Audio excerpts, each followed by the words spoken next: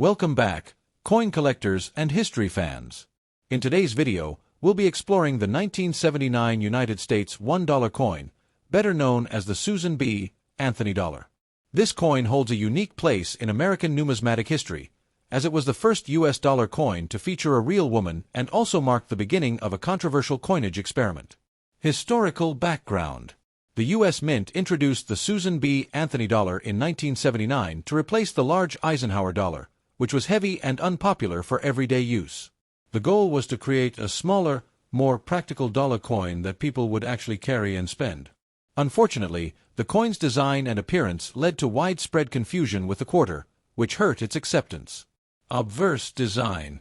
On the obverse, the coin features a portrait of Susan B. Anthony, a pioneer in the women's suffrage movement who fought tirelessly for women's right to vote. Her determined expression reflects her legacy as a fighter for equality. The design was created by Frank Gasparo, who also designed the reverse of the Lincoln Memorial Cent. Obverse inscriptions. The obverse carries the inscriptions "Liberty" at the top and "In God We Trust" to the right of Anthony's portrait. The date 1979 is placed below her neckline, and the mint mark appears just above her shoulder, indicating whether it was struck at Philadelphia, P, Denver, D, or San Francisco, S. Reverse design. The reverse design shows an eagle landing on the moon, clutching an olive branch, with the Earth visible in the background. This design is borrowed from the Apollo 11 mission insignia, tying the coin to America's achievements in space exploration. Surrounding the eagle are 13 stars, symbolizing the original colonies. Specifications. The $1,979 coin is made of a copper-nickel-clad composition over a pure copper core. It weighs 8.1 grams, has a diameter of 26.5 millimeters, and a reeded edge. Its smaller size was intended to make it more convenient than the Eisenhower dollar, though this ultimately backfired because of its similarity to the quarter. Mint locations. In 1979, Susan B. Anthony dollars were struck at 3 different mints: Philadelphia, Denver, and San Francisco. Philadelphia coins carry a P mint mark, which was a first in U.S. coinage history, as the Philadelphia Mint had not previously used a P on circulating coins. Mintage numbers. Mintage was very high in 1979, as the mint hoped the coin would be a success. Over 360 million coins were struck across the 3 mints. However, despite the large production, the coin never gained wide popularity. Many coins were stored in bank vaults and never entered circulation, which is why uncirculated examples are still easy to find today. Wide rim variety. One of the most interesting aspects of the $1,979 is the wide rim variety, also called the near-date variety. On some Philadelphia coins, the rim is thicker and the date appears closer to the edge. This version is scarcer than the standard narrow rim variety and is sought after by collectors. Proof coins. The San Francisco Mint struck proof versions of the $1,979 for collectors.